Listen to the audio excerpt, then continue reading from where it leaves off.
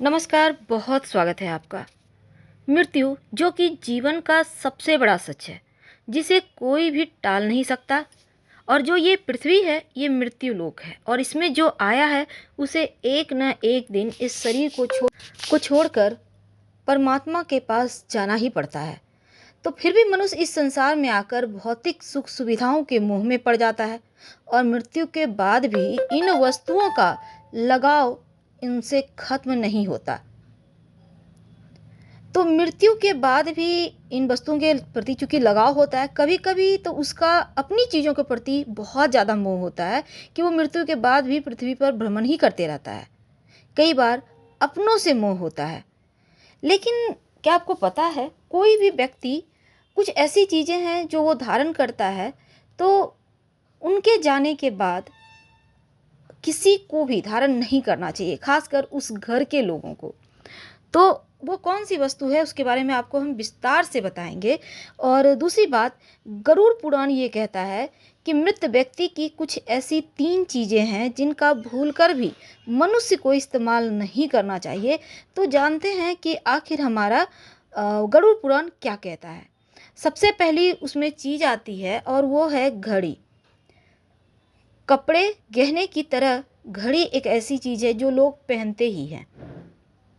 और कई बार होता है कि मृतक की घड़ी आप पहन लेते हैं। क्या आपको पता है, कोई भी व्यक्ति खासकर अगर उस चीज़ को पहनकर चला गया हो परमात्मा की शरण में, यानी उसकी मृत्यु हो जाती है, जिस चीज़ को उसने धारण की है, खासकर घड़ी, तो उस घड़ी को, क्योंकि वो व्यक्ति मृत व्यक्ति के ऊर्जा का स्रोत है घड़ी भी, और घड़ी व्यक्ति के साथ जीवन भर जुड़ा रहता है और उसके समय का निर्धारण करता है।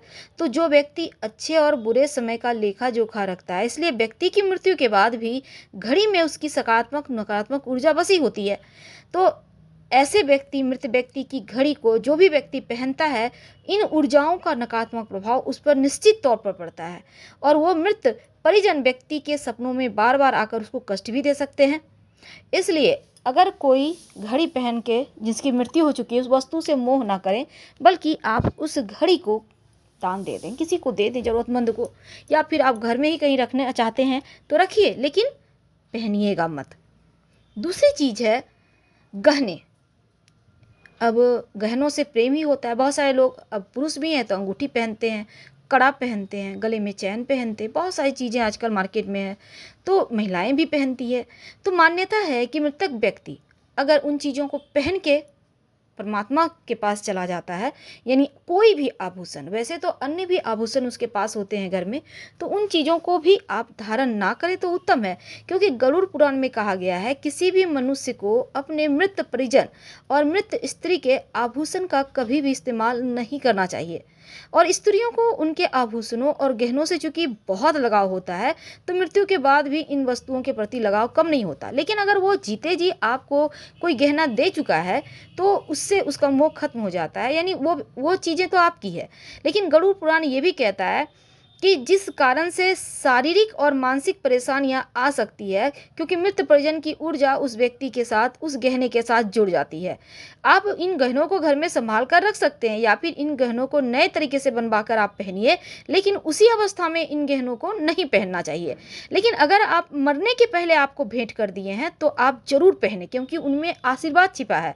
और अगर मृत परिजन ने गहनों को संभाल कर रखा है या फिर पहने हुए वो चले जाते हैं, तो इन गहनों को भूल कर भी पहनने की गलती ना करें।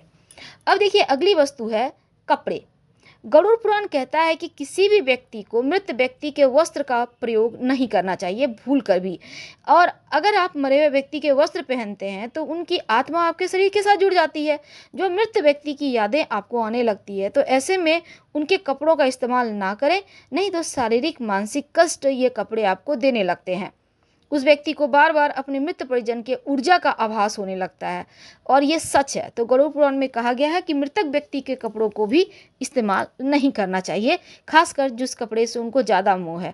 आप उनको किसी अगर रखना चाहते हैं, जैसे कि कोट, कहते हैं नाना का कोट अगर नाती धारण करे तो तरक्की ज़्यादा होती है। तो बच्चों को आप उनके कोट पहना सकते हैं, क्योंकि एक न एक दिन तो ज़रूर पहनाइए, क्योंकि तरक्की के सवाल है। तो नाना का आशीर्वाद नातियों को, पोतों को दादा का आशीर्वाद जरूर मिलता है।